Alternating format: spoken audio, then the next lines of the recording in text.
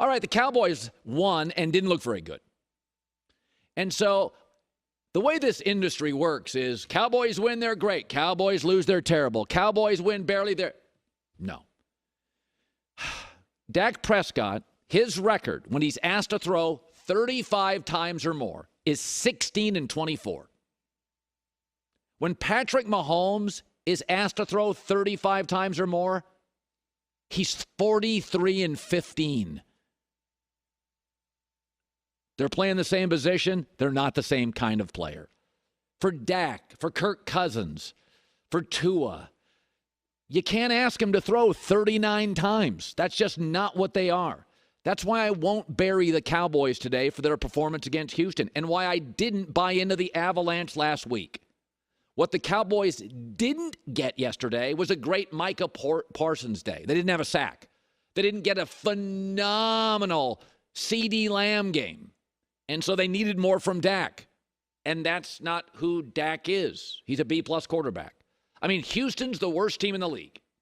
They were down 2 corners, had a rookie safety, and the other guys playing were backups. Dak had 2 picks. Dak takes it to another level when somebody is great. Mike is great. Zeke is great. Pollard's great. CeeDee Lamb is great. And then he can ride that wave to a victory. It's all circumstantial. Similar with Kirk Cousins. He won in Buffalo. Remember that game he won in Buffalo a few weeks ago? Who was great? Justin Jefferson may have had the game of the year for a wide receiver. It doesn't work that way for Joe Burrow. Jamar Chase was hurt. He won. Oh, Joe Mixon's hurt. Star back. He won. Oh, they're both out. He won again. His O-line's terrible. He got to a Super Bowl. I don't go high and low on the Cowboys. They're an Adam Sandler film. You know, I kind of know what I'm getting. It's not going to win an Oscar. Some are better than others. Sometimes you're like, uncut gems. That's pretty good. And there are times you watch and you're like, yeah, 8 minutes in, they don't have a storyline. But a movie theater CEO like Sandler greenlit it and they can't make any money. I don't get high. I don't get low. If you're asking Dak to throw 39 times and he doesn't get a great game from the defense and a lot of sacks, and this is what it looks like. This is exactly what it looks like. Here's Dak after. I've got to find a way to take better care of the ball. But yeah, damn right, it's frustrating. No, it's not something that I've ever been okay with and never will be okay with. But I'm not going to not be aggressive. Damn sure I've got to be smarter and just weigh the risk versus the reward in a split second. And that's just part of my preparation is something that I promise I'll clean up.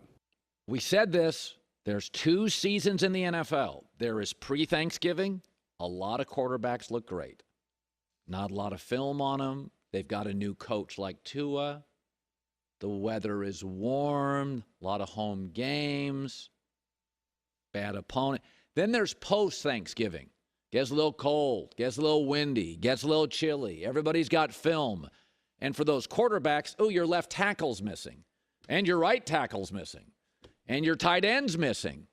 This is the separation of posers and players. Now guys are hurt.